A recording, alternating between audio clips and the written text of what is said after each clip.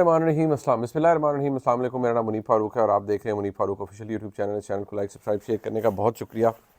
Bell icon کو ضرور press کیجیے تاکہ آپ کو پتہ چلے جب بھی کوئی نئی ویڈیو آتی ہے.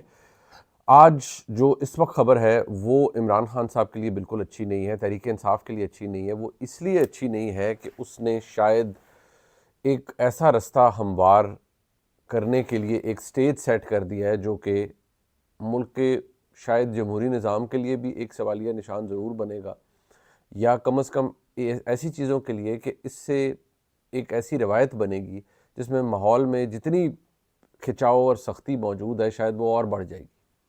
آج سپریم کورٹ آف پاکستان کے اندر جو فوجی عدالتوں کے اندر سویلینز کا ٹرائل ہے اس کے حوالے سے جو کیس ہے اس کی سماعت ہو رہی تھی, تو عدالت نے آج جو ایک آرڈر پاس کیا ہے اس کے اندر, تو جو 85 ملزمان ہیں جن کے حوالے سے عدالت نے روک رکھا تھا کہ جی ٹرائل ٹھیک ہے آپ نے کر لیا ہے لیکن فیصلہ اس وقت تک نہیں سنائیں گے جب تک سپریم کورٹ نہیں کہے گی. سپریم کورٹ نے آج اس حد تک اجازت دے دی ہے, اور یہ بہت بڑی ڈیولپمنٹ ہے, کہ ان کے فیصلے سنا دیے جائیں اور ان کے فیصلے سنائے جائیں, اور ان میں سے اگر کوئی رہائی کا مستحق ہے, نرمی ہو سکتی ہے تو اسے رہا کیا جائے, ادروائز اگر رہا کرنے کے قابل نہیں ہے تو اس کو سزا دے دی جائے اور اس کو جیلوں میں منتقل کر دیا جائے. جتنے بھی 85 لوگ ہیں ان میں سے یاد رہے کہ جو پہلے لوگ تھے جن کو رہائی شاید مل سکتی تھی یا جن کو رعایت مل سکتی تھی ان کو پہلے ہی رہا کر دیا گیا تھا.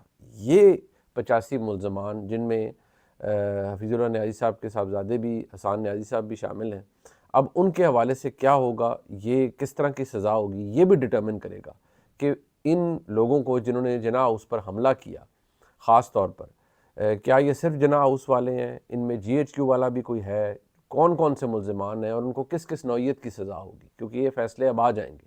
اور جیسے ہی آئیں گے ظاہری بات ہے کہ پھر وہ اپیل کی سٹیج پر ہائی کورٹس کے سامنے بھی آئیں گے, شاید کو سپریم کورٹ میں آئے, لیکن عدالت نے یہ کہا ہے کہ یہ فیصلے آپ سنا دیں لیکن یہ سپریم کورٹ کی جو پروسیڈنگ چل رہی ہے اس کے اندر ملٹری کورٹس کے حوالے سے اس سے مشروط ہوں گے. اب سوال یہ ہے کہ سپریم کورٹ کے ایک فیصلے نے جس قانون کے تحت یہ فوجی ٹرائل ہوئے ہیں ان کا دفعات کو تو پہلے ہی کالعدم قرار دیا ہوا ہے, تو ان سزاؤں کا کیا سٹیٹس ہوگا. لیکن اب جو ایک محتاط اندازہ ہم لگا سکتے ہیں, گو کہ یہ آئینی بینچ ہے اور اس میں ہو سکتا ہے کہ ڈویژن ہو, لیکن جو حالات لگ رہے ہیں وہ یہ کہ شاید ادروائز تو یہ سزائیں آپ دیکھیں نا, بڑی بے تکی بات ہے کہ جی ان کو آپ سزا دے دیں, اچھا پتہ لگے نہیں جی آگے جا کے سویلینز کا فوجی عدالتوں میں ٹرائل نہیں ہو سکتا, تو جن کو سزائیں دے دی گئی ہیں ان کے بارے میں کیا ہوگا. اور جس قانون کے تحت سزا دے دی گئی ہے وہ تو کالعدم قرار دیا ہوا ہے سپریم کورٹ نے اپنے پچھلے فیصلوں میں, لیکن جو یہ آج عدالت نے حکم دیا ہے اس سے اندیا یہ ملتا ہے کہ شاید سپریم کورٹ انڈر اسپیشل یعنی خصوصی حالات کے اندر, خصوصی سرکمسٹانسز کے اندر اجازت دے دے گی کہ آپ سویلینز کا ٹرائل فوجی عدالتوں میں کر لیں. جب یہ ہوگا تو اس سے جو یہ سب سے بری خبر میں کیوں کہہ رہا ہوں عمران خان صاحب کے لیے, کہ وہ لوگ جو جناح ہاؤس حملے میں ملوث تھے یا جی ایچ کیو میں ملوث تھے یا جس طرح بھی اور مختلف آئی ایس آئی کے دفتر کے اوپر حملے میں ملوث تھے, اگر ان کو سزا ہو جاتی ہے تو یہ ایک نظیر بنا دے گا, ایک پریسیڈنٹ بنا دے گا. پھر جو دعوے کیے جا رہے ہیں وہ فیض امین صاحب, وہ عمران خان صاحب کا تعلق, یہ جتنے بھی دعوے کیے جا رہے ہیں اگر ان میں کوئی حقیقت ہے اور اگر ان کا رابطہ جڑ سکتا ہے تو پھر راہ ہموار ہوگی تحریک انصاف کے بانی کے لیے بھی, جی کہ ان کو بھی اگر فیض امین کا ٹرائل ہو رہا ہے تو عمران خان نے تو ان کے ساتھ ملی بھگت میں فوج کے خلاف یا فوج کی قیادت کے خلاف بغاوت کی کوشش کی, تو عمران خان کو بھی وہیں پر ٹرائل کیا جائے. ایسی باتیں پھر شروع ہو جائیں گی اور ایک رستہ ہموار ہو جائے گا, اور یہ ایک ایسا پریسیڈنٹ بنے گا کہ آپ دیکھیے کہ اس سے ایک, میں نہیں کہتا کہ ٹھیک ہے اس پہ کوئی پیرلل نظام, لیکن بہرحال پاکستان آرمی ایکٹ اس ملک کے قانون کا حصہ ہے, ان بہت سے قوانین میں سے ایک قانون ہے. عدالت نے اس میں چند شکوں کو آئین سے متصادم قرار دیا, لیکن کیا عدالت انہیں دوبارہ زندہ کرے گی, اپنا پرانا فیصلہ کالعدم کرے گی؟ اور اگر یہ فیصلہ ایسا ہی آ جاتا ہے تو پھر آپ دیکھیں کہ اس کے کیا نتائج ہوں گے. یعنی تحریک انصاف کو بہت بڑا سیٹ بیک ہوگا اگر یہ ہو. میں اس لیے کہہ رہا ہوں کہ یہ اور میرے لیے بھی بڑا شاکنگ ہے. ٹھیک ہے آگے جا کے فیصلہ وہ دے دیتے, لیکن اگر ان کی ٹرائل کا فیصلہ سنانے کی اجازت دے دی ہے تو اس کا مطلب ہے کہ ایک ذہن بنا ہوا ہے کہ خصوصی حالات میں سویلینز کا ٹرائل فوجی عدالتوں میں ہو سکتا ہے. اور عدالت نے کہا ہے کہ جن کو رعایت مل سکتی ہے انہیں رعایت دیں. اور سماعت کے اندر کیا ہوا یہ بڑا دلچسپ ہے, میں ضرور چاہوں گا. عدالت نے کہا جی کہ جسٹس جمان مندوخیل صاحب نے پہلے اس نقطے پر دلائل دیں کہ آرمی ایکٹ کو کالعدم دفاعات آئین کے مطابق ہے. یہ انہوں نے وزارت دفاع کے جو وکیل ہیں خواجہ حارث صاحب ان کو کہا. کیا آرمی ایکٹ میں ترمیم کر کے ہر شخص کو اس کے زمرے میں لایا جا سکتا ہے؟ پہلے بتائیں عدالتی فیصلے میں دفعات کالعدم کرنے کی وجوہات کیا ہیں؟ وہی دفعات جن کا ذکر میں کر رہا تھا. اس پہلو کو بھی مد نظر رکھیں کہ آرمی ایکٹ 1973 کے آئین سے پہلے بنا تھا. سپریم کورٹ کے فیصلے میں خرابیاں ہیں, یہ خواجہ حارث صاحب نے کہا. تو عدالت نے کہا کہ عدالتی فیصلے کو اتنا بے توقیر نہ کریں کہ آپ اسے خراب کہیں. انہوں نے کہا جی میں معذرت خواہ ہوں, میرا مقصد قانونی نہیں تھا. کل بھی کہا تھا 9 مئی کے واقعات کی تفصیلات فراہم کریں, یہ جسٹس محمد علی مظہر صاحب نے کہا. فی الحال تو ہمارے سامنے صرف کور کمانڈر ہاؤس کا کیس ہے. اگر کیس صرف کور کمانڈر ہاؤس تک ہی رکھنا ہے تو بھی بتا دیں. تو ایڈیشنل اٹارنی جنرل نے کہا جی تمام تفصیلات آ گئی ہیں, یعنی تمام تفصیلات کہ جن جن لوگوں کا خلاف کیس ہے وہ میں ایک متفرق درخواست کے ذریعے بتاؤں گا. جن دفعات کو کالعدم قرار دیا گیا ان کے تحت ہونے والے ٹرائل کا کیا ہوگا, یعنی کہ جو ٹرائل ہو گیا ہے جن کی سزائیں اب عدالت نے کہا ہے سنا دیں, وہ دفعات تو کالعدم ہوئی ہیں, تو ان کے ٹرائل کا کیا ہوگا؟ 9 مئی سے پہلے بھی تو کسی کو ان دفعات کی سزا ہوئی ہوگی. اب یہ ساری پروسیڈنگ ہے. آرمی جوائن کرنے والے کو علم ہوتا ہے کہ اس پر آرمی ایکٹ کا اطلاق ہوگا. آرمی ایکٹ کے تحت بنیادی حقوق میسر نہیں ہوتے. آرمی ایکٹ بنائی فوج کی ملازمت کے قواعد و ڈسپلن کے لیے ہے. آرمی میں کوئی شخص زبردستی نہیں اپنی مرضی سے جاتا ہے. فوج میں کوئی بھی جرم کی نیت سے نہیں جاتا. بنیادی حقوق جرم کرنے پر ہی ختم ہوتے ہیں. کیا اپیل ہی عدالت صرف اپیل کنندہ کی صداقت تک محدود رہے گی؟ کیا عدالت فیصلے کے دیگر پہلوؤں کا بھی جائزہ لے سکتی ہے؟ جسٹس امین الدین خان صاحب نے کہا جی کہ جو فریقین ہے, یعنی جو اگر اپیل میں آئے گا ان فیصلوں کے خلاف, وہ صرف اپنی اپیل کی حیثیت سے کہے گا, لیکن عدالت پورے ٹرائل کو بھی دیکھ سکتی ہے.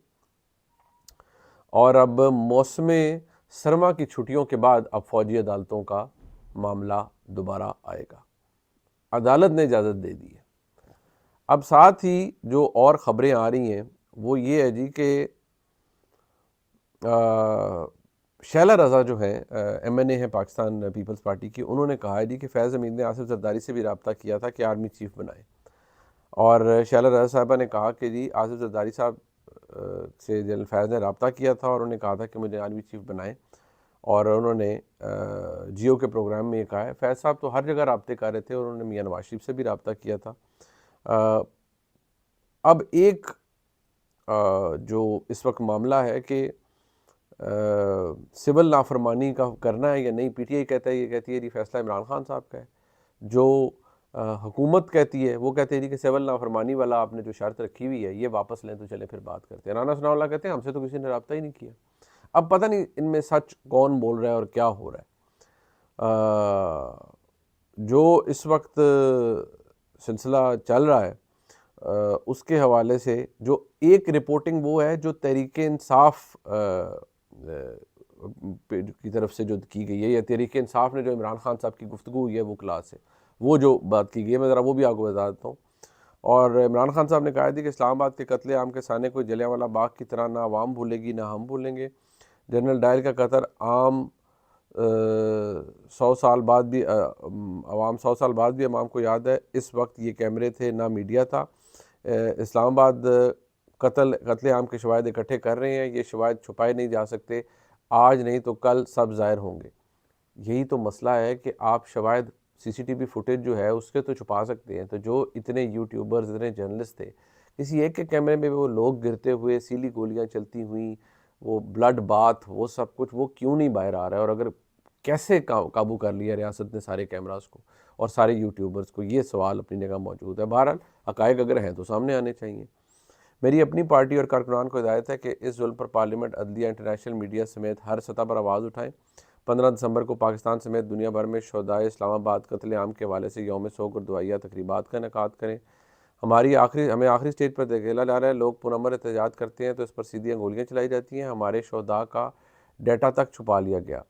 کئی لوگ لاپتہ ہیں, مجھے ایک کیس کے بعد دوسرے میں پھنسا دیتے ہیں. انہوں نے سول نافرمانی کے علاوہ ہمارے پاس کوئی رستہ نہیں چھوڑا. اگر سینئر ترین ججز پر مشتمل آزاد جوڈیشل کمیشن اور انڈر ٹرائل سیاسی قیدیوں کو رہائی کے حوالے سے مطالبات نہیں مانے جاتے, سول نافرمانی کی تحریک بھرپور طریقے سے چلائیں گے, جس میں پہلا قدم اوورسیز پاکستانیوں کی ترسیلات زر میں کمی کی مہم ہوگی. یعنی کہ آپ خود جا کے پی ٹی آئی کے لوگ وہاں پر کہیں گے کہ آپ پاکستان پیسے نہ بھیجیں.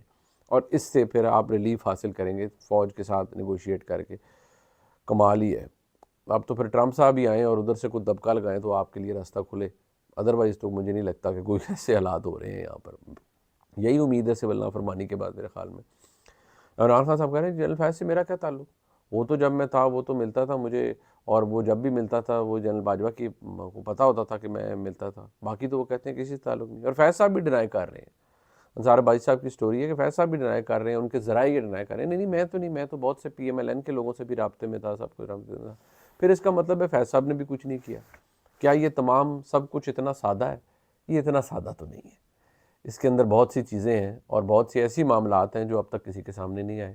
ہو سکتا ہے آنے والے دنوں میں بہت سے لوگوں کے سامنے آ جائیں, لیکن اگر آپ یہ کہیں اور حکومت یہ کہیں کہ جی بالکل سیاسی استحکام بھی ملک میں آ گیا, معاشی اشاریے ضرور اچھے ہو گئے ہیں, سیاسی استحکام نہیں آیا, سیاسی معاملات نہیں ٹھیک ہوئے, اور سیاسی عدم استحکام ملک کے اندر موجود ہے. ہاں اس کو آپ گھاس ڈالیں نہ ڈالیں, حکومت اس سے بات کرے نہ کرے, اور یہ بھی کہا جاتا ہے کہ جی حکومت کو ڈر ہے عمران خان صاحب باہر آ گئے تو حکومت گر جائے گی. دیکھیے عمران خان صاحب اگر اسٹیبلشمنٹ کے ساتھ اقتدار میں آنے کی ڈیل کر کے واپس آئے تو پھر تو واقعی حکومت کی دوڑیں لگ جائیں گی اور یہ نظام نہیں چل سکے گا. لیکن اگر عمران خان صاحب محض اس حد تک کوئی ریلیف حاصل کر پائے کہ وہ جیل سے باہر آ سکے تو پھر بھی نظام نہیں گرے گا جب تک عمران خان صاحب اچھی گڈ بکس میں نہیں جائیں گے پاکستان کی اسٹیبلشمنٹ کی. اس وقت کے حالات یہ ہیں, لیکن یہ اتنی بڑی خبر ہے جو میں نے آپ کو دی ہے, اور ذہن میں رکھیں یہ ایسے ہی نہیں الاؤ کیا گیا. ادروائز عدالت کہتی تھی فائنل فیصلہ آئے گا تو اس وقت پتہ چل جائے گا یا یہ جو لوگ 85 ہیں یا ان کا ٹرائل سرے سے کلعدم ہو جائے گا کیونکہ نہیں ہو سکتا سویلینز کا ٹرائل, یا پھر عدالت نے سوچ رکھا ہے, میں دوبارہ کہوں گا کہ ہم نے یہ ایکسیپشن کریٹ کر دینی ہے کہ خصوصی حالات میں سویلینز کا ٹرائل فوجی عدالتوں میں ہو سکتا ہے. یہ بہت بڑی ڈیولپمنٹ ہے. اس بلاگ کو لائک سبسکرائب شیئر کیجیے گا. انشاءاللہ پھر ملاقات ہوتی ہے دوبارہ شام کو. خدا حافظ.